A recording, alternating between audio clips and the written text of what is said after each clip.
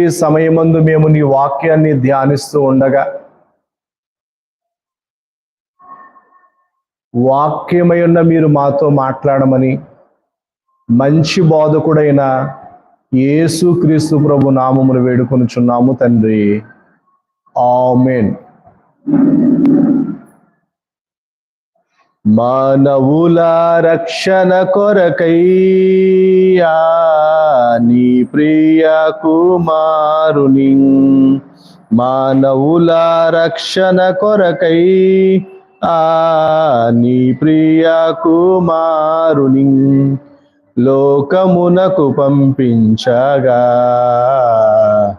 ప్రకటించే నీ వాక్యము లోకముమైనది,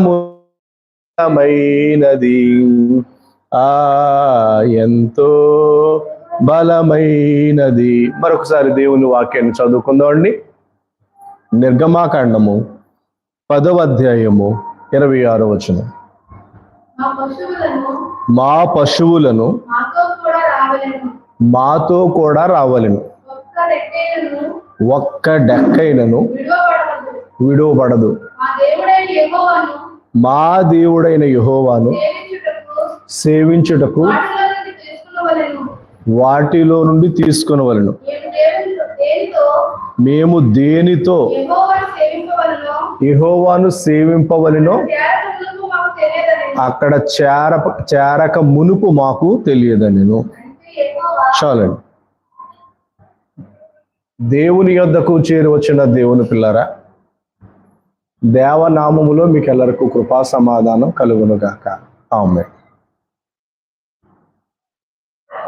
ఈ నిర్గమకాండము 10వ అధ్యాయములో 2 తెగుళ్ళు మనకి కనబడుతూ ఉన్నవి. ప్రధానముగా 8వ తెగులు, 9వ తెగులు. 8వ తెగులు ఏంటి? మిడతలు. మరి 9వ తెగులు ఏంటి? చీకటి. ఈ 2 కూడా మనకి ప్రధానంగా కనబడుతూ ఉన్నవి. మరియు ఫరో హృదయము కాఠిన్యాన్ని వివరిస్తూ ఉంది. ఈ అధ్యాయం నుంచి కొన్ని ముఖ్యమైన విషయాలు ఈ రాత్రి కాలమందు మనం ధ్యానం చేసుకుందాం. మొట్టమొదటిగా మిడతల యొక్క తెగులు. పాపం అన్నిటినీ నాశనం చేసేస్తుంది.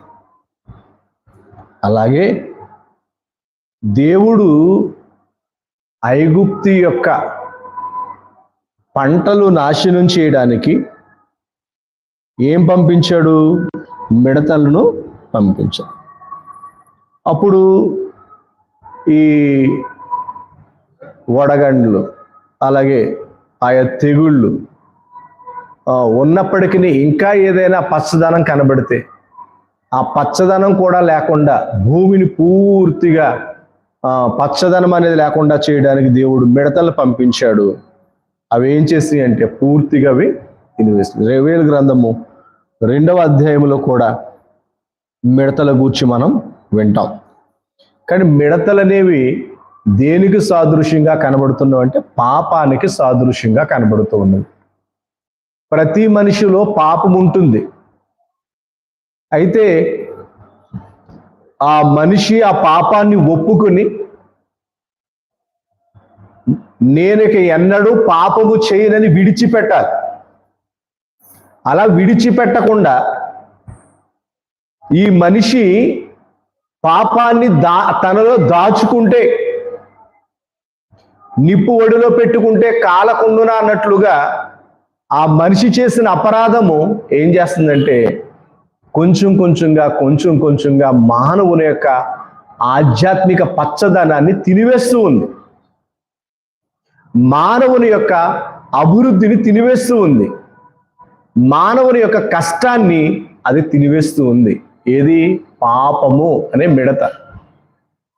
కాబట్టి మనలో ఏదైనా చిన్న పాపము ఉంటే ఇప్పుడే యేసు రక్తములో మనము పాపములో ఒప్పుకుని ఆయన రక్తములో